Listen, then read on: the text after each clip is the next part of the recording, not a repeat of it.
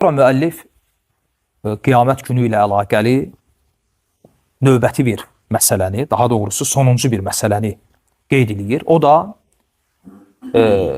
cəhənnəm üzərində qurulan sırat körpüsünə iman məsələsidir. Və buyurur ki, وَالْإِيمَانُ بِالصِّرَاطِ عَلَى cəhənnəm. Və həmçinin cəhənnəm üzərində qurulan sırat, yəni körpüyə iman etmək. Bu da əhl-i sünnənin əqidə əsaslarından birisidir. Və fikir verin, müəllif tərtibatla götürsək,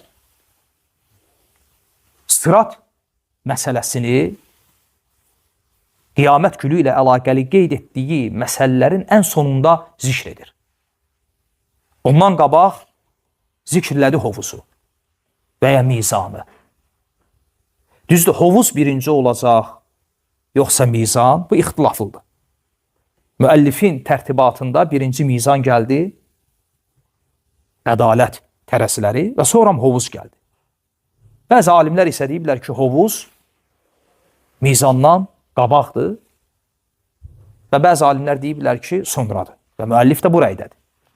Lakin hamısı ittifaq edib ki, ən sonuncu mərhələ sıratdır. Çünki bu doğrudan da sonuncu mərhələdir. Artıq bu elə bir mərhələdir ki, əməl dəftərləri açılıb, paylanılıb, insanların əməlləri, əməl dəftərləri mizanda çəkilib, belə desək, haqq hesab bitib və sonuncu mərhələdir. Cənnətə gedəcək sonuncu yoldur. Elə bir yoldur ki, cəhənnəm üzərində qurulub. Yəni, cənnətə gedən cəhənnəm üzərindən keçib gedir. Və bu hallar ki var, bu qiyamət günü ilə əlaqəli hallar, bunlar bir gündə, 5 gündə, 1 ildə, 5 ildə olası şeylər deyil. Bunların hamısı özü özlüyündə, yəni ayrıca bir aləmdir, ayrıca bir həyatdır. Təsəvvür edin, dünya həyatı bunların içərisində vaxt cəhətdən ən az yox, ən cılız olanıdır. Çünki ən az desək, dünya həyatını şirtmiş oluruq. Ən cılız olanıdır. Bir dənə adi müqayisə edin. Hələm hesab başlamayıb. İnsanlar qəbirlərindən çıxıb. Hamı gözlərini səmaya dikib. Haqq hesab başlasın deyə 40 il gözləyəcəklər. Sadəcə olaraq hesabın başlaması üçün. Əgər hesabın başlaması üçün 40 il gözləniləcəksə, görün hesab necə olacaq? Əgər Peyğəmbər sallallahu aleyhi və səlləm buyurursa ki, mənim ümmətimdən cənnətə gedəcək, cənnətə haqq qazanacaq kasıblar, zənginlərdən yarım gün tez cənnətə girəcəklər. Və sahabələr soruşanda ki, ey Allahın Rasulü, yarım gün, dedi ki, 500 il. Çünki bir gün 1000 ildir. Yəni bu mərhələlər ki var, biz oxuyuruq, hərəsi barədə 10 dəqiqə, 15 dəqiqə, bəzi ayələri, hədisləri zikr edirik. Bunlar hərəsi özü özlüyündə bir aləmdir. Və o sıxıntı ki var, hələm hesab başlamamışdan qabaq, o elə bir sıxıntı olacaq ki, insan hesabın başlamasını təmənni edəcək. Necə bayaq qeyd elədik, bayaqki mövzularda. Və insan elə zənn edəcək ki, hesabın başlamasıyla bu sıxıntıdan qurtulacaq. Çünki o məqamda, o anda düşündüyü nə olacaq? İçində olduğu o sıxıntıdan qurtulmaq. Lakin anlamayacaq ki, o sıxıntıdan çıxmağıyla daha böyük dəhşətin içərisinə gedir. O da nədir? Hesabın başlaması. Və haqq hesab bitəndən sonra ən böyük sıxıntı gəlir. O da nədir? Sırat üzərindən keçmək. Çünki bu elə bir yoldur ki, cəhənnəm üzərindən keçiləsi yoldur. Ona görə Ənəs ibn Məlik Peyğəmbər sallallahu aleyhi və səlləmə deyəndə ki, ey Allahın Rasulü, qiyamət günü sənin şəfaətini harda tələb edim? Allah Resulü Aleyhisselatü Vesselam dedi ki, sıratın üzərində. Yəni, sıratın üzərində, sıratdan keçmək üçün, cəhənnəmə düşməmək üçün tələb olunan şəfaət, hesab meydanında və ya mizanda tələb olunan şəfaətdən qat-qat layiqlidir. Və ona görə Allah Azza və Cəllə Məryəm surəsi 71-ci ayədə buyurur ki, وَاِنْ مِنْكُمْ إِلَّا وَارِدُهَا Sizdən hər kəs cəhənnəmə varid olacaq. Hər kəs.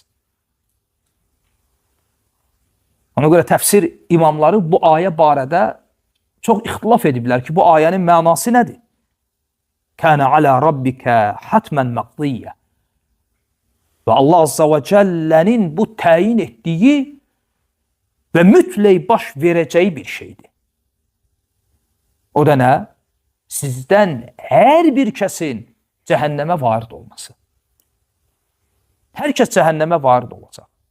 Və o rəylərdən birisi də budur ki, bu ayə sırat üzərindən keçməyə dəlalət edən ayələrdəndir. Çünki doğrudan da kafirlər, münafiqlər, möminlər fərqi yoxdur. Hər insan sırat üzərindən keçəndə o həqiqətdə həm də cəhənnəmə varid olacaq. Yəni cəhənnəmi görəcək. Çünki varid olmağın mənalarından birisi budur. İki mənası var əsas. Biri daxil olmaq, biri də görmək. Ona görə ayənin davamında uca Allah buyurur ki, ثُمَّ نُنَجِّ الَّذ۪ينَ اتَّقَوْا وَنَذَرُ الظَّالِم۪ينَ ف۪يهَا جِثِيَّ Və sonra biz təqva əhlini qurtaracaq, yəni cəhənnəmə düşməkdən, zalimləri isə orada dizləri üstündə çökmüş vəziyyətdə tərk edib buraxacaq. Müəllif buyurur ki, وَالْاِيمَانُ بِالصِّرَاتِ عَلَى cəhənnəm Cəhənnəm üzərində qurulacaq körpüyə iman etmək. Əbu Səid Əl-Xudri radiyallahu anhu deyir ki, Bələğani ennəl cisr ədəqqu minəş-şə'ra və əhəddu minəs-seyf. Bəziləri bunu Peyğəmbərin hədisi olaraq zikr edirlər. Doğrusu budur ki, bu Əbu Səid Əl-Xudrinin sözüdür. Allah Rasulunun sözü olub olmama möhtəməldir, ehtimallıdır. Və bu hədis Müslimdə gəlir. Əbu Səid deyir ki, mənə çatana görə, mənə gəlib çatan xəbərə görə, indi Əbu Səid bunu əvvəlki kitablardan götürüb, ya Allah Rasulundan eşitdiyinə əsasən bunu deyir, buyurur ki, ennəl cisr ədəqqu minəş-şə'ra və əhəddu minəs-seyf. Həmin o körpü, sırat körpüsü tükdən, qıldan daha nazik və qılıncdan daha iti olacaq. Bizim bu dünyada bildiyimiz körpülərdən olmayacaq. Yəni, insanın ağlının belə təsəvvür etmədiyi bir körpü. Və müəllif buyurur ki, يَأْخُذُ الصِّرَاتُ مَنْ شَاءَ اللّٰهِ Sırat Allahın istədiklərini tutacaq. وَيَجُوزُ مَنْ شَاءَ اللّٰهِ Və Allahın istədikləri o körpüdən keçəcək. وَيَسْقُطُ ف۪ي جَهَنَّمَ مَنْ شَاءَ اللّٰهِ Və Allahın istədikləri də o körpüdən cəhənnəmə düşəcək.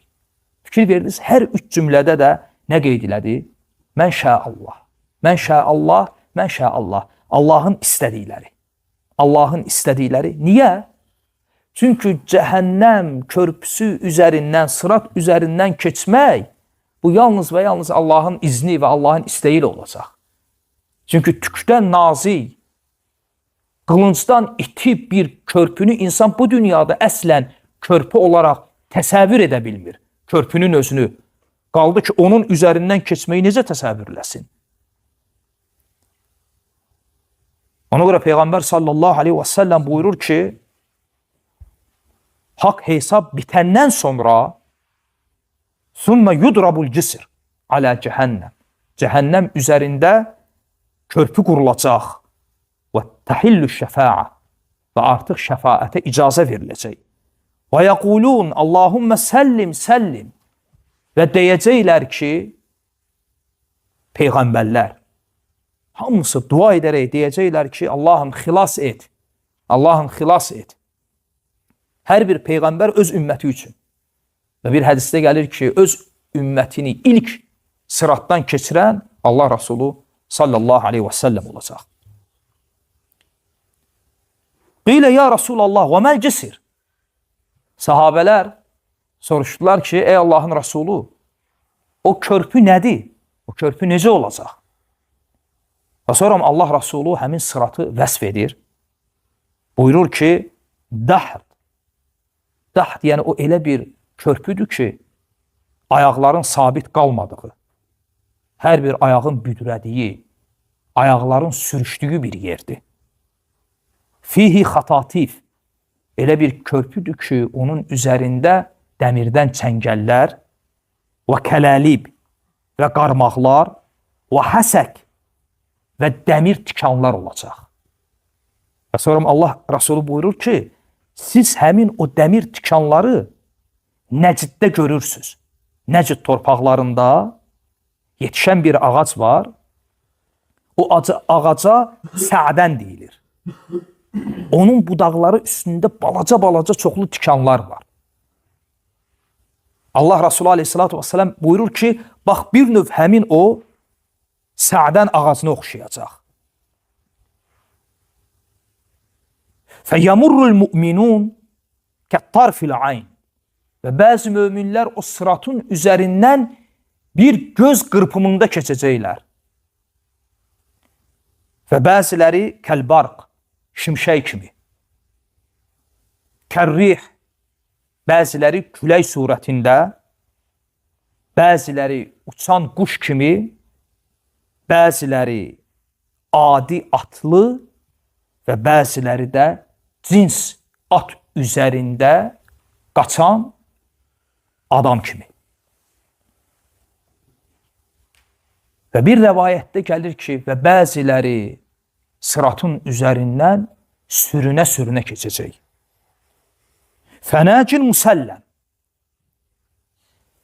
Və sıratın üzərindən keçən insanlardan bəziləri heç bir əzaba məruz qalmadan keçəcək. Bəziləri məxduşun mursəl. Ətləri didi olacaq. Lakin keçəcəklər. Və bunlara qiyamət günü veriləsi son əzab bu olacaq. Sırat üzərində. Hətta cənnətə tam təmizlənmiş halda girəcəklər və bəziləri də məqdusun fi nəri cəhənnəm. Və bəziləri də cəhənnəm oduna düşən insanlar. Və sonra müəllif rahmehullah buyurur ki, وَلَهُمْ أَنْوَارٌ عَلَى قَدْرِ إِيمَانِهِمْ. Və sırat üzərindən keçənlərin imanları miqdarında nurları olacaq. Yəni əslində insanı sırat üzərindən keçirən nə olacaq? Onun imanı, onun əməlləri. وَلَهُمْ أَنْوَارٌ عَلَى قَدْرِ إِيمَانِهِمْ. Müəllif buyurur ki, cəhənnəm üzərindən keçən hər kəsin imanı miqdarında nuru olacaq. Və Peyğəmbər sallallahu aleyhi və səlləm buyurur ki, və onlara öz əməllərinin miqdarında onlara nur veriləcək. Və bəzilərinin nuru əzəmətli bir dağ boyda olacaq və o nurun önündə, o ışığın önündə sıratın üzərindən keçib gedəcəklər. Və bəzilərinin nuru bundan az olacaq. Bəzilərinin nuru, ışığı bundan çox olacaq. Və Allah Resulü aleyhissalatü vesselam buyurur ki, və özünə ən az verilən nur o kəs olacaq ki, ayağının baş barmağından ışıq saçacaq. Bəzən yanacaq, bəzən sönəcək. Yananda yürüyəcək, sönəndə duracaq. Və təbii ki, hər durduqda da o sıratın üzərində olan o əzablara məruz qalacaq. Allah bilir, ya keçənlərdən olacaq, ya da ki, cəhənnəmə düşənlərdən. Və İmam Buxari və Müslimin rəvat etdiyi başqa hədisdə Allah Resulü aleyhissalatü vesselam buyurur ki, və yu'ta kulli insanin minhum nuran. Münafiq əv mümin. Hər bir insana nur veriləcək. Və bu Quranda da zikr olunub. hər bir insana, mömin olsun və ya münafiq, nur veriləcək. Və hər kəs öz nuruna, ona verilən işığa tabi olub sıratdan keçmək istəyəcək. Hansı ki, sıratın üzərində qarmaqlar və dəmir tikanlar olacaq.